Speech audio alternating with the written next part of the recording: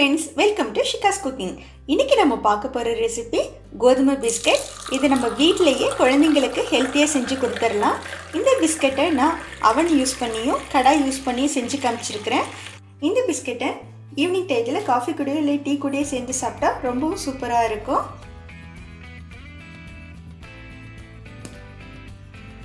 பாருங்கள் எவ்வளோ கிறிஸ்பியாக இருக்குதுன்னு. இந்த ரெசிபி எப்படி செய்யலான்னு பார்க்கலாம். வாங்க வீடியோக்குள்ளே போகலாம். இந்த ரெசிபி பண்ணுறதுக்கு நான் 1/2 கப்பு வெண்ணெய் எடுத்திருக்கேன். இதுக்கு பதிலாக நீங்கள் நெய் கூட எடுத்துக்கலாம். இது கூட 1/4 கப்பு பவுடர் பண்ண சுகரு அதையும் சேர்த்துக்கிறேன். இது ரெண்டுத்தையும் சேர்த்து ஒரு விஸ்க் வச்சு நல்லா மிக்ஸ் பண்ணி விட்டுக்கலாம்.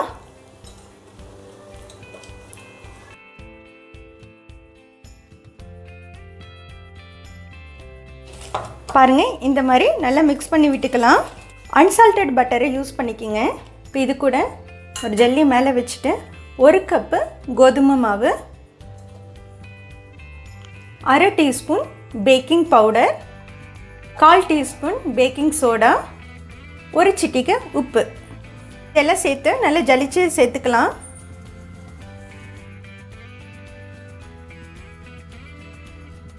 இப்போ இது கூட 4 ஏலக்காவை கொஞ்சம் சுகர் சேர்த்து பொடி பண்ணி வச்சுருக்கேன், அதையும் சேர்த்துக்கிறேன்.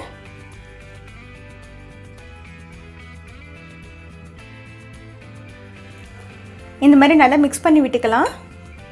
இப்போ இது கூட 3 டேபிள் ஸ்பூன் காய்ச்சி ஆற வச்ச பாலை சேர்த்துக்கிறேன்.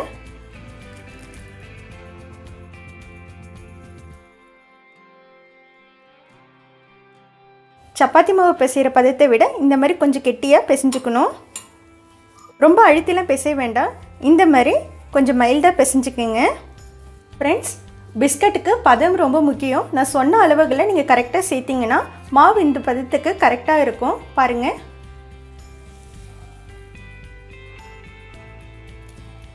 இந்த மாதிரி இது பிசைஞ்சுக்குங்க.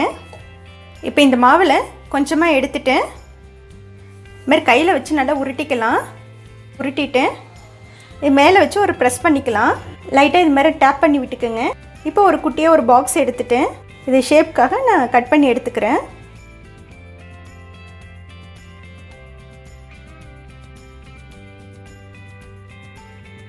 பாருங்கள் எவ்வளோ பர்ஃபெக்டாக வந்திருக்கு. இதே மாதிரி மீதி இருக்க மாவே நம்ம செஞ்சு எடுத்துக்கலாம்.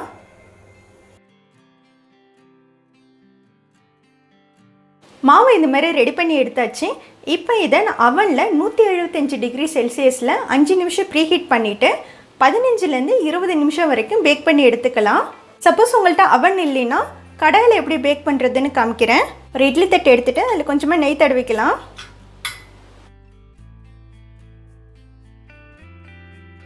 இதில் நம்ம ரெடி பண்ணி வச்சுருக்கிற மாவை வச்சுக்கலாம்.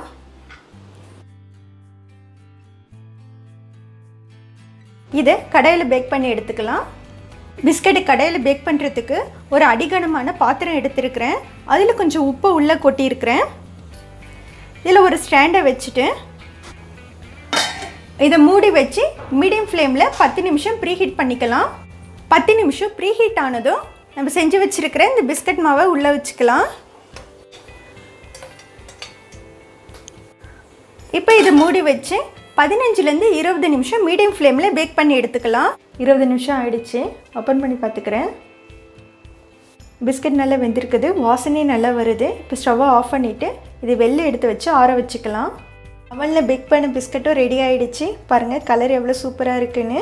இது சூடாக இருக்கிறப்ப கொஞ்சம் சாஃப்டாக இருக்கும். நல்லா ஆறிடுச்சுன்னா அந்த கிறிஸ்பினஸ் வந்துடும். பிஸ்கட் நல்லா ஆறிடுச்சு. இப்போ பார்த்துக்கலாம். பாருங்கள் எவ்வளோ சூப்பராக ரெடி ஆகிடுச்சு. நல்லா கிறிஸ்பியாக வந்திருக்குது. இப்போ கடாயில் பேக் பண்ண பிஸ்கட்டையும் செக் பண்ணிக்கலாம்.